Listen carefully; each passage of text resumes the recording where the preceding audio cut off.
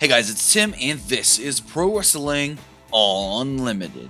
So next year's WrestleMania is taking place in MetLife Stadium in the New Jersey, New York market.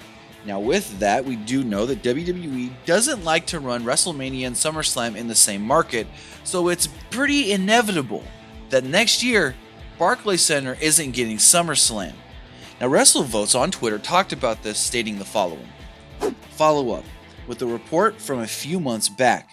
Sources state it's a near certainty SummerSlam is moving from Barclays in Brooklyn after this year. WWE would love to host a stadium, although middle of summer is tough. Keep an eye out for vacation cities. Now, if they really wanted to, they could always just go back to Los Angeles. That's where SummerSlam was basically homed for many years before they moved it to the Barclays Center in Brooklyn. But here's the issue with quote-unquote stadiums. Now you can go, oh, stadiums. Are they going to run it as big as WrestleMania and put them in a football stadium? I mean, they could, but I don't know if you can do two of those in 1 year. Now the next best thing you could say is baseball stadium. We do know that next year's Royal Rumble will be running in a baseball stadium where the Diamondbacks play, but the issue, like WrestleVotes says here with it being summer being tough, that's because during summer, that's when baseball season, that's when it's in full swing. So if you want to try and get SummerSlam in a baseball stadium, a baseball field, it's going to be hard because you're going to need more than 1 day to set everything up. It's not like running the Barclays Center where you can set everything up overnight. It's going to be a fact of you're going to need to get in there and you're going to need a couple of days, if not a whole week, to make sure everything's good and everything's ready to go. And with baseball teams in full swing over the summer, they're not going to be a long stretch where they're not playing at home.